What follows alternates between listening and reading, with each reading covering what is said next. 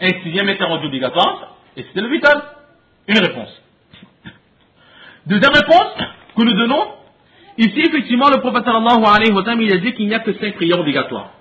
Et le vital était déjà obligatoire.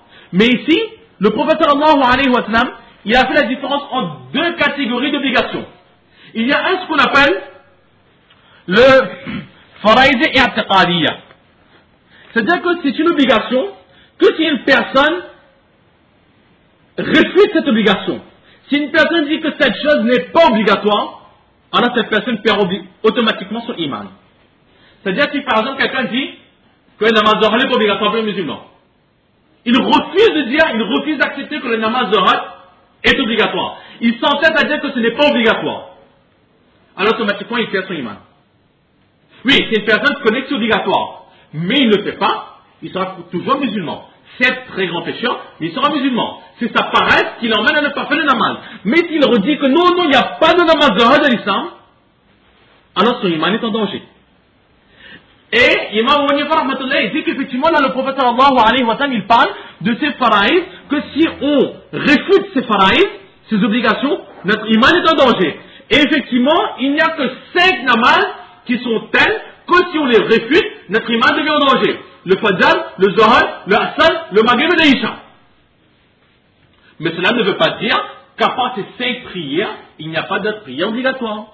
Il y a le namaz wajib, le vital wajib, il est aussi obligatoire, mais il n'entre pas dans la première catégorie des faraïd et i'tiqadiyya. C'est-à-dire que le namaz vital, si quelqu'un refuse de l'accepter comme obligatoire, et qu'il ne le fait pas, du fait qu'il ne le fait pas, il sera pécheur, mais du fait qu'il dise que ce n'est pas obligatoire, son iman ne sera pas en danger.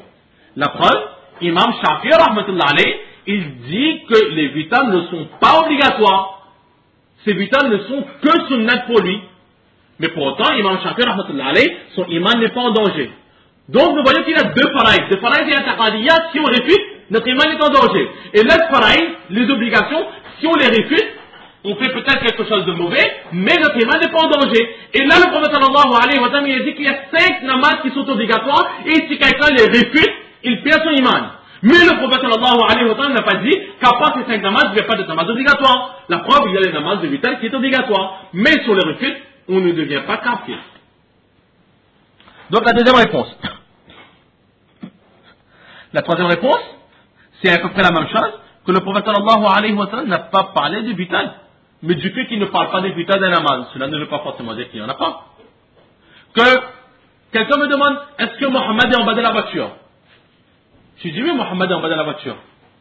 La personne descend, il voit que dans la voiture, il y en a Mohammed et Abdurrahman.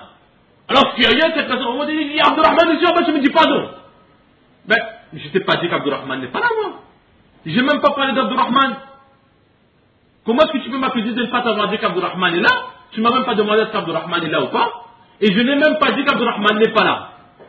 Ici, c'est la même chose. Le prophète sallallahu alayhi wa sallam n'a pas parlé des vital, mais cela ne veut pas dire que les vital n'est pas obligatoire.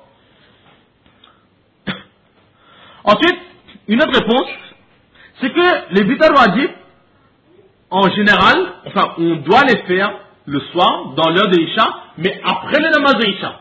Si quelqu'un fait son vital avant le namaz de Isha, le vital ne comptera pas. Donc on va dire que, si vous voulez, c'est comme une locomotive. Un wagon, la locomotive c'est le namaz de Isha, et le wagon c'est le namaz de vital. Donc il suit le namaz de Isha. Lorsque Isha est fini, on fait le vital. Alors là, le prophète sallallahu alayhi wa sallam, il s'est contenté de parler des locomotives.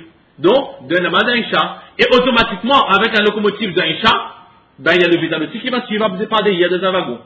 C'est pour cela que le prophète sallallahu alayhi wa sallam, il a cité les 5, mais dans ces 5, il y a automatiquement le namaz de vital qui est pris en considération. Donc là, c'était juste 5 réponses pour éclaircir, pour ne pas avoir de doute à propos des vital. Donc pour nous, Imam Wanifa rahmatullah alayhi, le namaz de vital, il est wajib, donc on doit le faire. Et nous avons cette certitude que Imam Wanifa rahmatullah alayhi, il a raison dans sa conclusion du masla à 99%. Donc nous n'avons pas le droit de dire que ben non, ben dans ce masla là, moi je suis Imam Shafi'i rahmatullah alayhi, pour lui c'est une sunnah, donc je ne fais pas ce soir. Non, on doit le faire parce qu'on est sûr qu'Imam Wanifa rahmatullah alayhi, il a trouvé la bonne réponse. Et les disciples d'Imam Shafi'i rahmatullah alayhi, ils disent exactement la même chose au sujet de leur imam et par rapport à nous. Donc là, c'était pour le premier matelas. Ensuite arrive un second matelas qui vient sur le mot illa an tatawwa'a. Non, sauf si tu fais en facultatif. Nous savons tous un matelas. Si par exemple quelqu'un, il décide de faire 2 rakat de nafil. Il a commencé Allahu Akbar, il commence à lire son sana, son surah Fatiha, son wuzu se casse. Mais il casse son namaz. Pour nous, Imam Abu Hanifa, rahmatullah alayhi, qu'est-ce qu'il dit? Étant donné que cette personne a commencé un namaz nafil et il n'a pas terminé ce namaz nafil, son wuzu s'est cassé ou pour une quelconque raison il n'a pu le terminer, il sera obligé de faire le qaza de ce nafil. Imam Shafi'i, rahmatullah alayhi, qu'est-ce qu'il dit? Il dit, attends. Qu'est-ce qu'ils sont celui-là? 2 rakat de nafil. Il n'a pas pu terminer parce que son wuzu s'est cassé. Qu'est-ce qu'il faisait? Namaz, nafil. Est-ce que nafil c'est obligatoire ou c'est pas obligatoire? Non, c'est pas obligatoire. Mais si nafil c'est pas obligatoire, il n'est pas obligé de faire. Bon, le pauvre, il a voulu faire pour faire plaisir à Allah subhanahu wa ta'ala. Malheureusement, il n'a pas pu arriver à terme. Mais pourquoi est-ce que ça devient obligatoire maintenant de le faire? Il a voulu faire quelque chose de bien, il n'a pas pu, et tu le finis? C'est pas logique. Je vais aider quelqu'un. Quelqu'un a besoin de moi, je vais lui donner un coup de main. Je vais pour porter les armoires, etc. J'essaie de porter un peu, mais c'est trop lourd, j'arrête. Je dis non, je ne peux pas, je m'en vais. Ben, tu vas l'accuser, tu vas le réprimander, tu vas le critiquer parce qu'il n'a pas assez de force pour t'aider. Déjà, le pauvre, il se déplace pour t'aider. Et là, parce qu'il ne peut pas, toi, tu vas le punir, tu vas le critiquer, etc. Non, il y a quelque chose qui ne va pas là. Ça, c'est ce que dit Imam Shafi'i, rahmatullah alayhi. Imam Abu Hanifa, rahmatullah alayhi, qu'est-ce qu'il dit? Non, namaz, c'était pas obligatoire. Personne ne l'a obligé de faire. Mais maintenant, une fois qu'il a commencé, il est obligé de rester. Il est parti au manège. Il n'était pas obligé de rentrer dans le grand 8. Mais maintenant, il est rentré dans le grand 8. Son ventre tourne. Il commence à crier, pleurer. Mais c'est pas parce que lui, il a peur qu'on va arrêter la machine. Hein. La machine est en marche, il arrive jusqu'à la fin.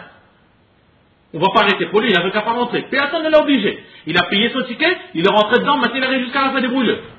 Ça, c'est l'enseignement de l'imam Abu Hanifa, rahmatullah alayhi. Donc nous voyons très clairement, il y a une divergence maintenant dans les matins de ces deux. Et l'une des raisons pour lesquelles il y a cette divergence, cela vient par ce hadith, illa an tatawwa. Illa c'est quoi? C'est une exception. Illa. Et c'est à cause de cette exception qu'il y a cette divergence. En très bref, lorsque quelqu'un commence une action facultative, est-ce qu'on est obligé de la terminer ou pas? Imam Shafi'i rahmatullah dit qu'on n'est pas obligé de terminer. Imam Abu Hanifa rahmatullah dit qu'on est obligé de terminer. Si on n'a pas terminé, on sera obligé de le remplacer, de faire le qaza. Pour namaz, pour rosa aussi pareil. Aujourd'hui, par exemple, on fait un karan nafil, un rosa nafil, un jeûne nafil. Si, par fatigue ou autre, on a cassé ce jeûne, on sera obligé de faire le qaza. Imam Shafi'i rahmatullah dit non, il n'y a pas de qaza pour lui. C'est un nafil, ça reste un nafil.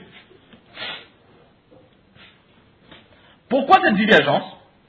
Parce que tout simplement, cette exception-là, ce illa, Imam Shafi'i rahmatullah alayhi, Imam Abu Hanifa rahmatullah alayhi, ils le traduisent d'une façon différente. Imam Shafi'i rahmatullah alayhi, qu'est-ce qu'il dit? Il dit qu'on va traduire ce illa par mais.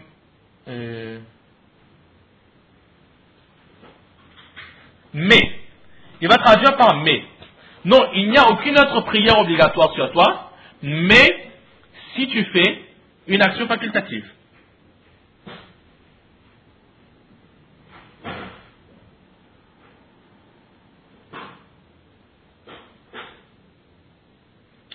C'est-à-dire, Imam Shafi'i rahmatullah a dit, illa an tatawwa. Non, il n'y a aucune prière, il n'y a aucune autre prière obligatoire pour toi, mais si toi, de ton plein gré, tu veux faire d'autres prières, tu es libre de faire des prières facultatives. Exactement comme il est écrit, illa an arata an tatawwa, fadhalika laka. Si tu veux faire des prières facultatives, tu peux les faire. Donc, par rapport à cela, nous voyons très clairement que le prophète sallallahu alayhi wa sallam dit obligatoire, il n'y a que ça.